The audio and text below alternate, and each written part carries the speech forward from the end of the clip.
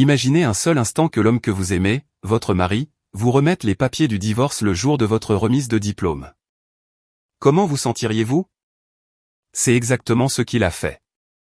Il lui a tendu les documents officiels devant une foule de témoins, le jour qui aurait dû être le plus beau de sa vie, le transformant en un cauchemar éveillé. Les caméras, déjà en place pour immortaliser la célébration, tournaient et capturaient sa chute. Sa belle-mère avait méticuleusement planifié cette humiliation depuis des mois.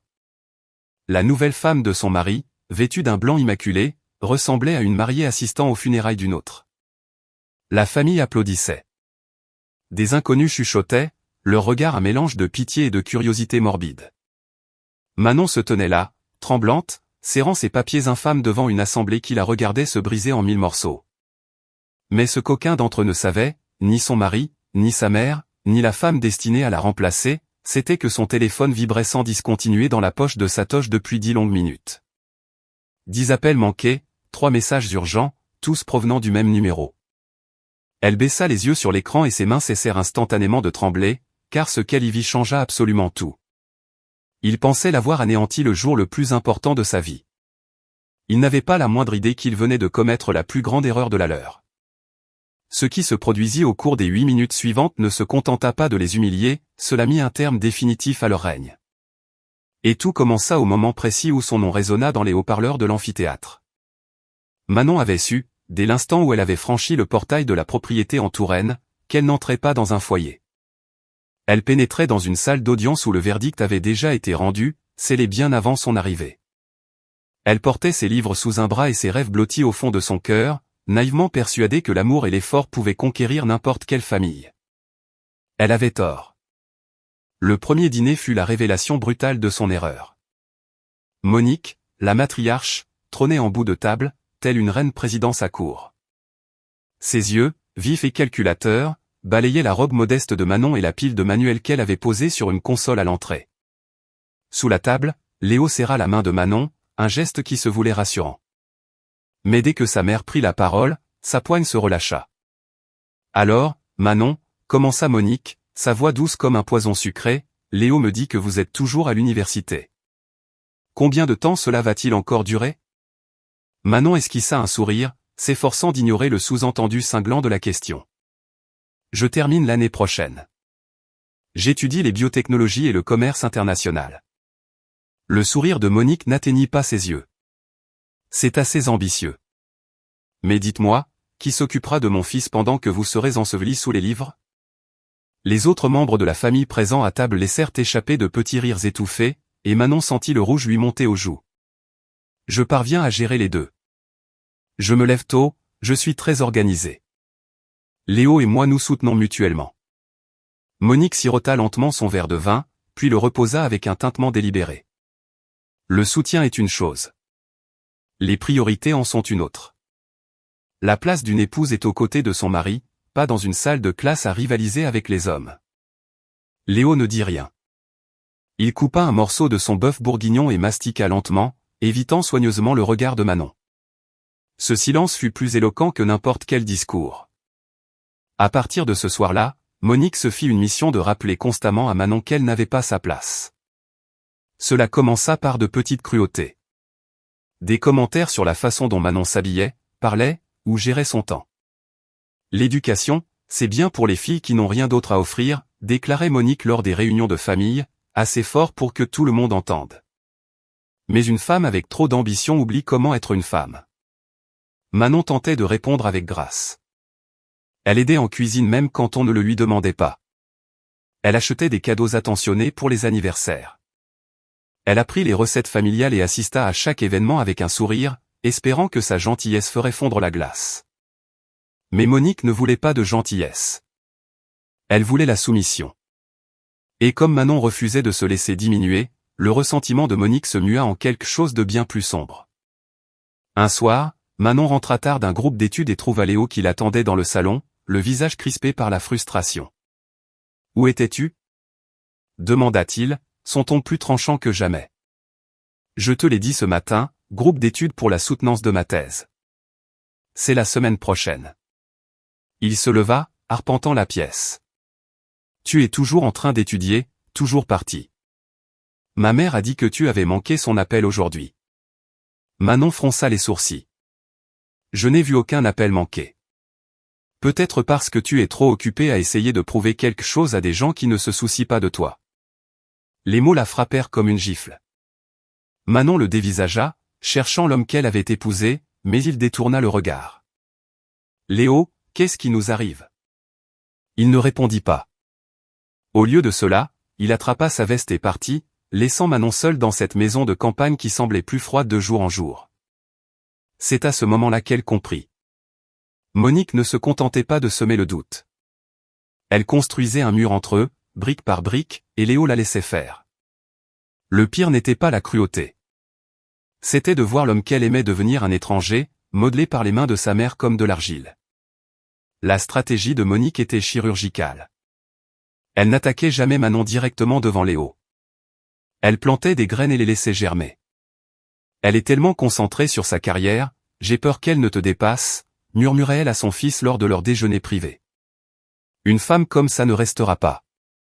Elle te laissera derrière. Et Léo, désespéré d'obtenir l'approbation de sa mère, commença à y croire. Il cessa de s'intéresser au projet de Manon, de célébrer ses petites victoires. Quand elle lui parla avec enthousiasme d'une percée dans ses recherches, il haussa les épaules et dit « C'est bien », avant de se replonger dans son téléphone. Les autres membres de la famille suivirent l'exemple de Monique.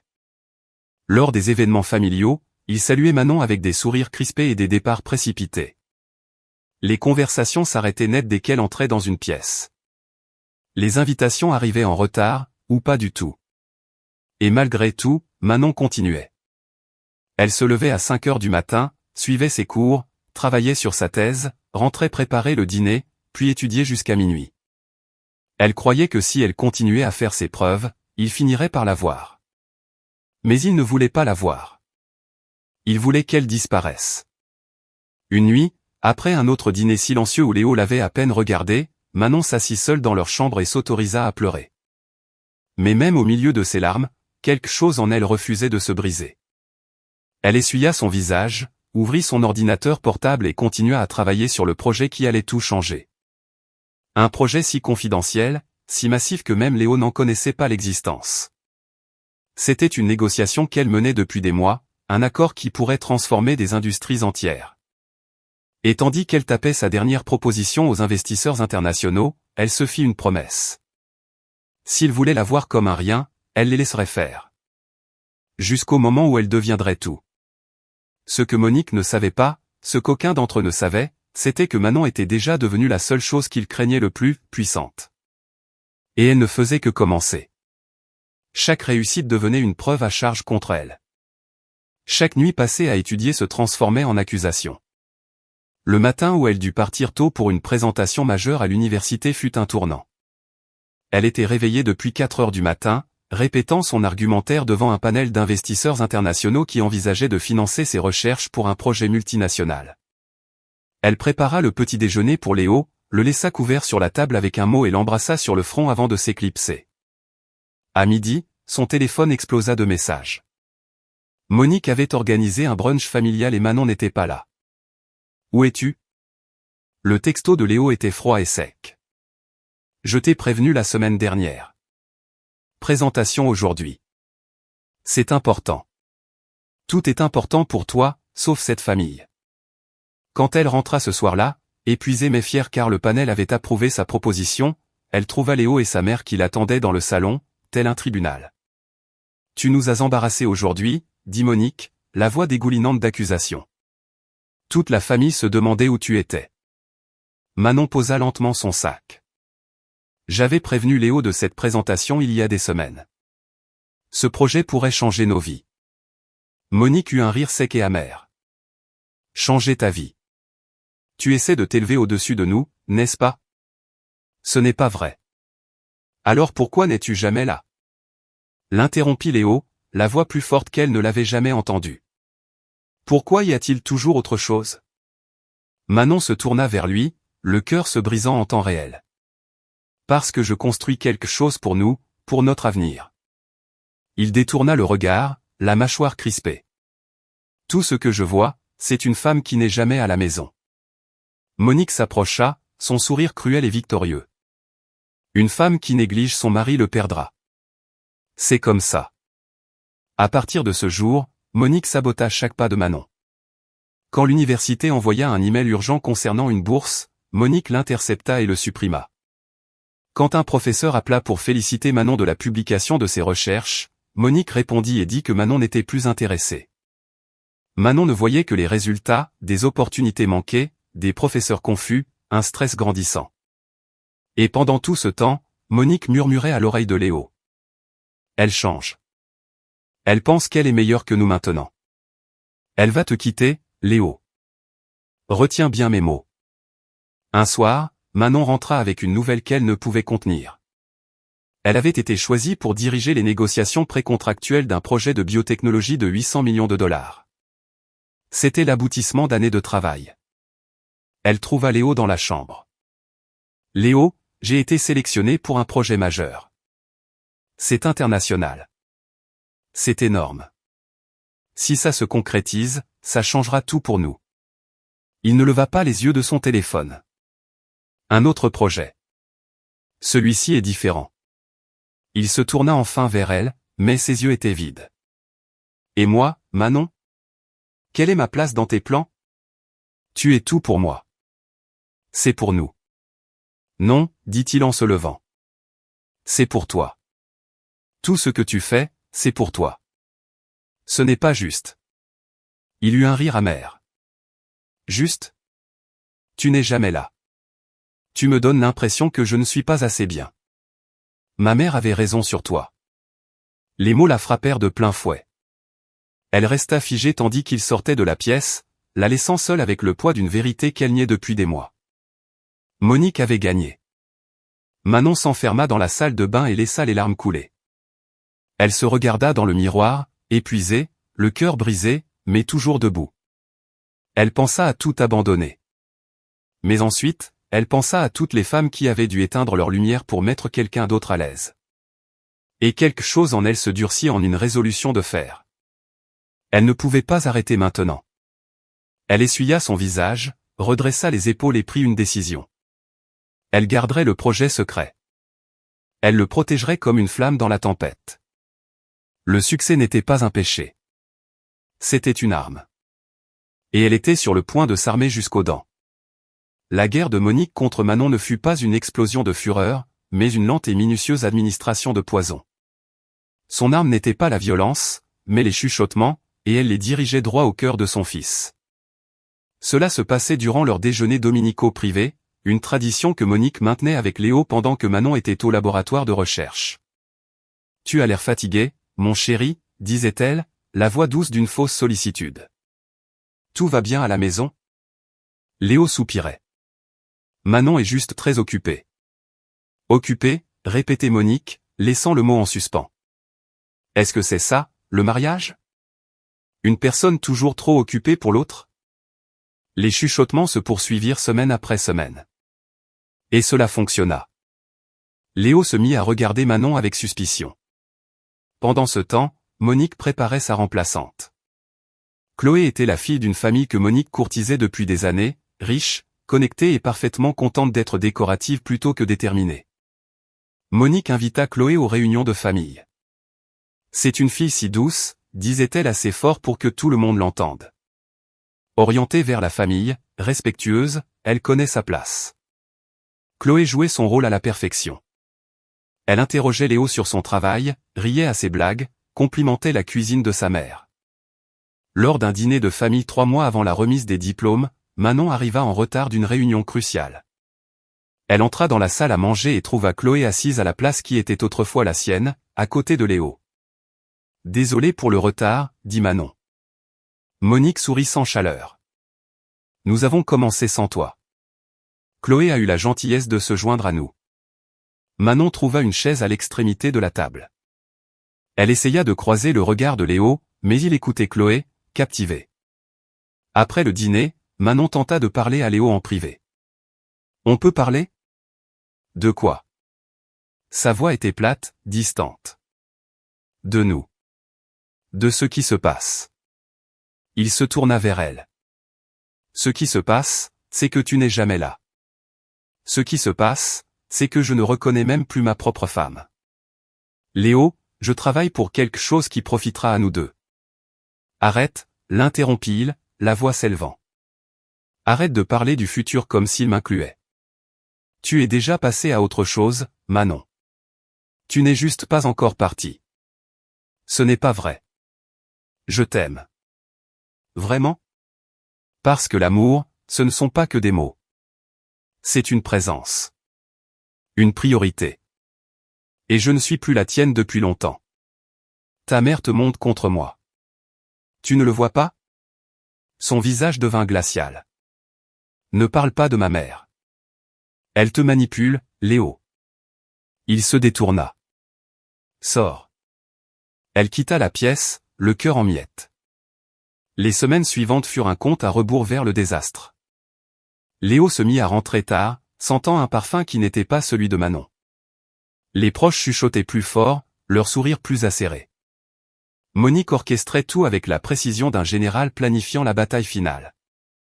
Elle organisa des dîners privés entre Léo et Chloé. Elle consulta des avocats. Elle ne cherchait pas seulement à écarter Manon. Elle voulait l'effacer complètement. Et elle avait choisi le jour de la remise des diplômes comme scène de la destruction de Manon. Mais ce qu'aucun d'entre eux ne savait, c'est que Manon s'était préparée aussi. Non pas pour la guerre, mais pour la liberté. Et l'arme qu'elle portait était bien plus puissante que leur haine. C'était sa vérité, et elle était sur le point de détonner. Le jour de la remise des diplômes arriva avec un ciel si clair qu'il semblait irréel. Manon s'habilla avec soin dans sa toge de diplômée, le tissu neuf et impeccable. Mais lorsqu'elle descendit les escaliers, elle entra dans ce qui ressemblait à un cauchemar déguisé en célébration. Le salon était bondé. Toute la famille de Léo, des parents éloignés, et des visages inconnus. Ils tenaient des flûtes de champagne, des appareils photo prêts. Puis elle vit Chloé. Elle se tenait à côté de Léo, vêtue d'une robe blanche à l'allure nuptiale, son sourire acéré et victorieux. Léo se tenait droit, le visage impassible, tandis que Monique se positionnait au centre de la pièce. Le silence se fit lorsque Manon atteignit la dernière marche.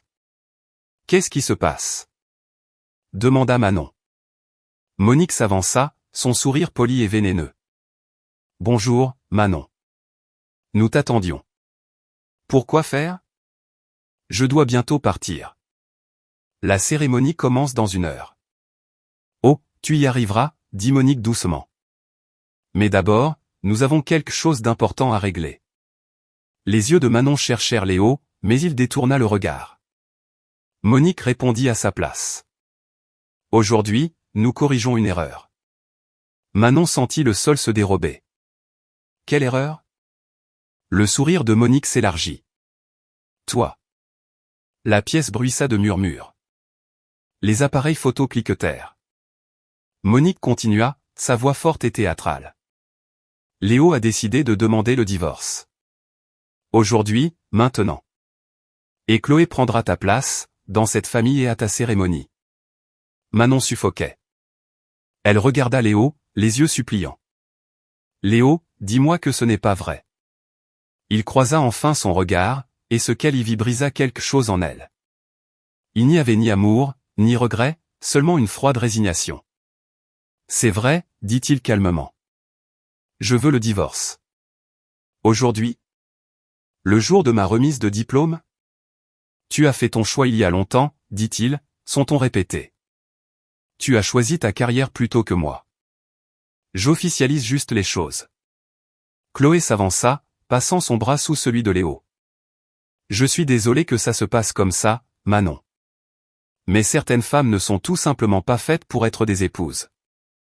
Monique tendit un dossier à Manon. Les papiers du divorce, déjà signés par Léo. Tu n'as qu'à signer, dit Monique. Manon fixa les documents, l'esprit en ébullition. C'était planifié. Chaque détail. Il voulait la détruire publiquement. Sans un mot, elle se dirigea vers la table, prit un stylo et signa les papiers. Le silence se fit dans la pièce, tous choqués par sa docilité. Manon posa le stylo, redressa les épaules et regarda Monique droit dans les yeux. Tu as gagné, dit-elle doucement. Félicitations. Puis elle se tourna et se dirigea vers la porte. Où crois-tu aller? Cria Monique. Manon s'arrêta. À ma remise de diplôme. Vous vouliez que je parte. C'est fait. Oh non, dit Monique, la voix cruelle. Tu n'iras pas seul. Nous venons tous, en famille. Le plan devint clair. Il ne s'agissait pas seulement de divorcer. Il s'agissait de parader publiquement avec sa remplaçante, de s'assurer que tout le monde à la cérémonie sache qu'elle avait été rejetée. Il voulait l'humilier devant toute la communauté universitaire. La famille monta dans des voitures de luxe, forçant Manon à rouler seule, les suivant comme une prisonnière menée à son exécution. Elle s'assit à l'arrière, le regard perdu. Chaque partie d'elle voulait fuir, mais quelque chose de plus profond la maintenait en mouvement. Elle pensa à l'accord de 800 millions de dollars qui l'attendait. Elle pensa aux années d'endurance silencieuse. Elle prit une décision. Elle ne fuirait pas. Elle ne se cacherait pas. Elle entrerait dans cette cérémonie la tête haute. Lorsqu'ils arrivèrent sur le campus, la cérémonie était déjà pleine. Manon passa seule devant ses camarades, suivie par ce cortège funèbre. Ils la forcèrent à s'asseoir à l'arrière tandis que Chloé prenait la place réservée à la famille, juste à côté de Léo au premier rang. Monique s'assura que tout le monde à proximité sache ce qui se passait, chuchotant assez fort pour être entendu. Les gens la dévisageaient, les chuchotements se propageaient, et Manon s'assit seule, les mains jointes, le cœur battant, attendant. Alors que les Harlon se congratulaient de l'avoir détruite, Manon portait quelque chose cousu dans la doublure de sa toche que personne ne connaissait. Des documents qui représentaient la plus grande réussite de sa carrière universitaire. Le contrat de 800 millions de dollars n'était pas un rêve. Il était réel, contraignant, et à quelques minutes de sa confirmation finale.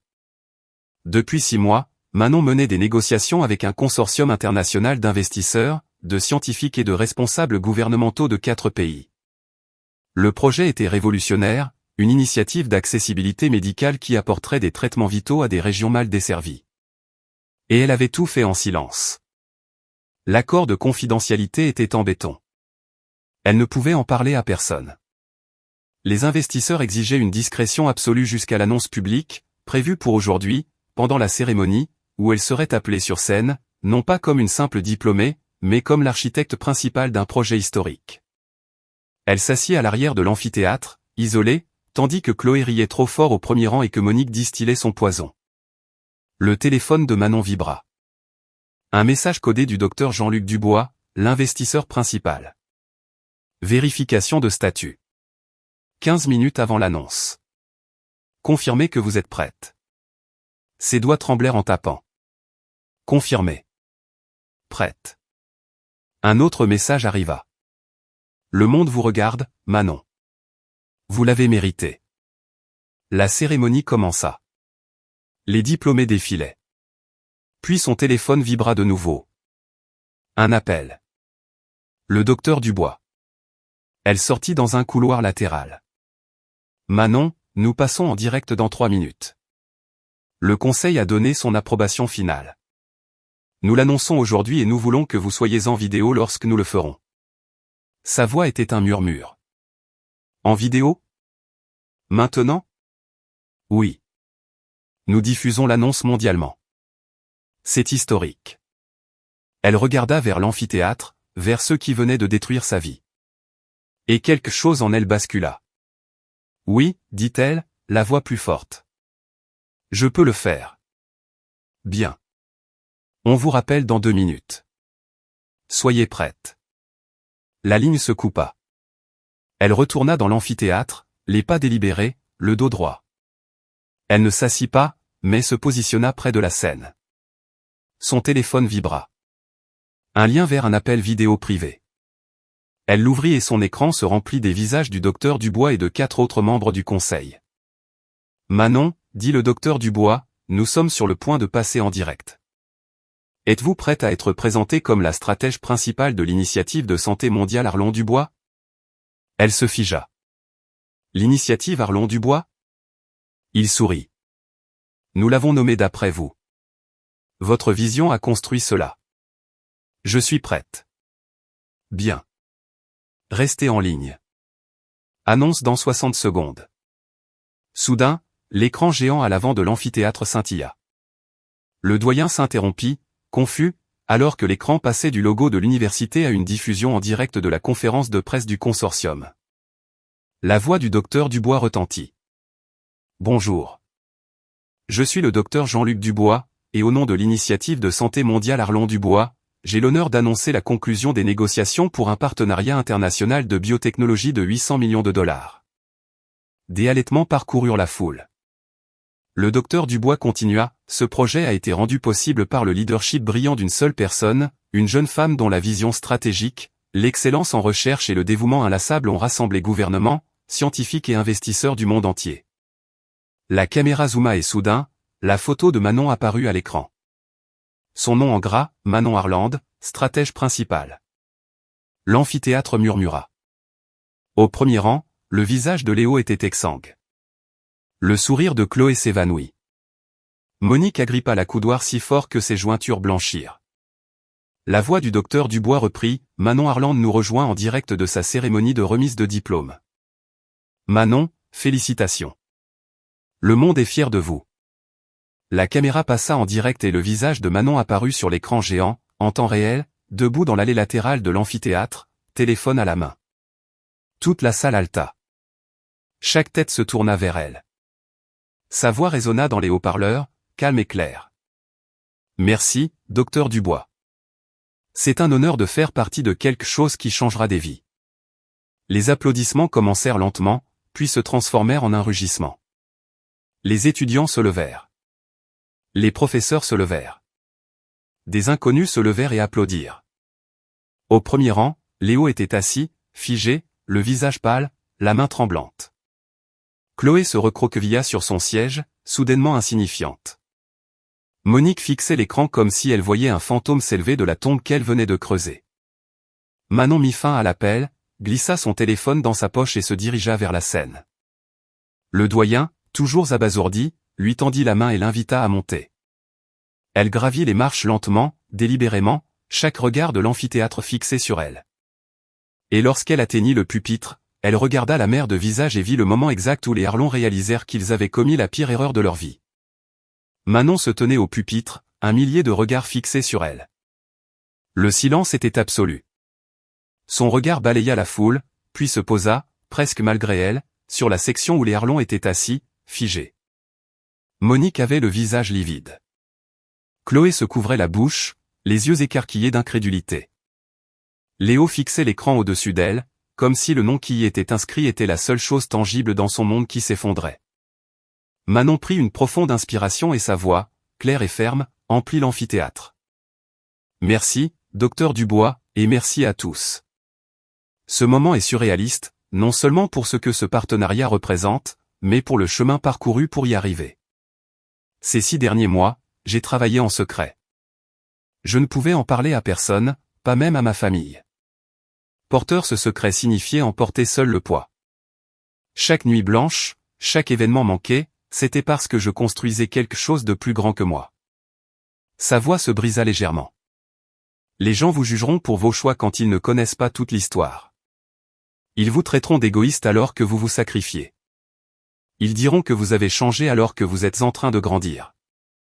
Et ils essaieront de vous rabaisser au moment où vous devenez tout ce que vous étiez destiné à être. Ses yeux croisèrent ceux des Arlons un bref instant. Elle poursuivit, sa voix plus forte. Ce projet de 800 millions de dollars sauvera des vies. Il prouvera que lorsqu'on investit dans des personnes que les autres ignorent, on ne change pas une seule vie. On change le monde.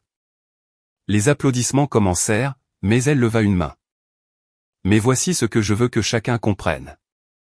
Votre valeur n'est pas déterminée par ceux qui croient en vous. Elle est déterminée par ce que vous construisez quand personne ne regarde. Et quand ils essaient de vous abattre, et ils essaieront, vous vous relevez et laissez votre travail parler plus fort que leurs mots ne le pourront jamais. Les applaudissements éclatèrent comme un orage. La voix du docteur Dubois retentit à nouveau. Manon, le conseil a une dernière surprise. Nous aimerions que la signature finale du contrat se fasse maintenant, en direct. Manon hocha la tête, la gorge nouée. Un contrat numérique apparut sur l'écran. Elle sortit son téléphone, scanna un code QR et le document s'ouvrit. La ligne de signature était vide. Avant que vous ne signiez, dit le docteur Dubois, je tiens à lire la reconnaissance officielle du Conseil. Manon Arland est par la présente reconnue comme stratège principal et architecte en chef de l'initiative de santé mondiale Arlon-Dubois. Ce partenariat n'existerait pas sans elle. Ses yeux fixés sur la ligne de signature, son doigt plana au-dessus de l'écran. D'un mouvement fluide, elle signa « Manon Arland ». Le document clignota en vert. Des confettis virtuels explosèrent à l'écran. « C'est officiel !» annonça le docteur Dubois. L'amphithéâtre explosa. « Manon, une dernière chose, » dit le docteur Dubois. Le Conseil a approuvé une annonce supplémentaire. En tant que stratège principal, vous serez relocalisé à Genève, en Suisse, pour superviser la mise en œuvre de l'initiative. Votre poste est doté d'une autorité totale, d'une équipe mondiale et d'une rémunération de 12 millions de dollars par an. Le silence, puis un nouveau rugissement. 12 millions de dollars. Genève. Autorité totale. Manon retourna à sa place, hébétée. Dans la section du milieu, Monique se leva brusquement. « Nous partons » siffla TL. Léo ne bougea pas. « Non. Je dois voir ça. Je dois voir ce que j'ai perdu. » Monique se rassit, rigide de fureur, forcée d'assister au triomphe de celle qu'elle avait tenté de détruire.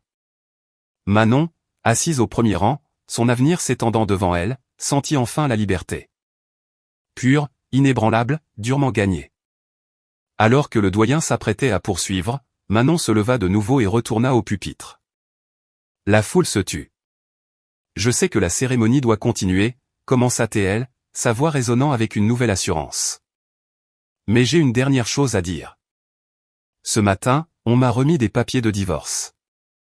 Dans une cour juste à l'extérieur, devant des caméras, j'ai été publiquement humilié par des gens qui pensaient que ce jour était le moment parfait pour me détruire. Les têtes se tournèrent vers les Arlon. Ils pensaient qu'en m'enlevant mon mariage, en paradant avec une remplaçante, ils pouvaient effacer tout ce que j'avais construit. Mais on ne peut pas détruire quelqu'un qui a appris à se reconstruire. On ne peut pas humilier quelqu'un qui connaît sa propre valeur. » Elle sortit de la poche de sa toge les papiers du divorce. Elle les brandit. Ces papiers devaient me briser. Mais je ne les signe pas. Non pas parce que je veux m'accrocher à quelque chose de mort, mais parce que je vais demander le divorce à mes propres conditions. La foule explosa. Lentement, délibérément, elle déchira les papiers en 2, puis en 4, jusqu'à ce que les morceaux flottent jusqu'au sol de la scène. Aux personnes qui tentent de vous rabaisser, dit-elle, son regard fixé sur Monique, rappelez-vous qu'elles ont peur de ce que vous devenez. Je n'étais jamais le problème. J'étais juste le miroir qui leur montrait leur propre petitesse. Mon succès est ma vengeance. Le doyen s'avança, les yeux brillants. Manon Arland, c'est un honneur absolu de vous remettre votre diplôme, summa cum laude, avec mention en biotechnologie et commerce international. Il lui tendit le diplôme. Alors, un à un, toute la promotion se leva et se mit à applaudir pour elle, scandant son nom. Manon. Manon. Manon. Au milieu de la salle, Léo avait la tête entre les mains, les épaules secouées de sanglots. Chloé avait disparu. Monique se tenait là, figée, le visage un masque de dévastation. Après la cérémonie, sur la pelouse, Manon reçut un message du docteur Dubois. Votre vol pour Genève est réservé dans 3 semaines.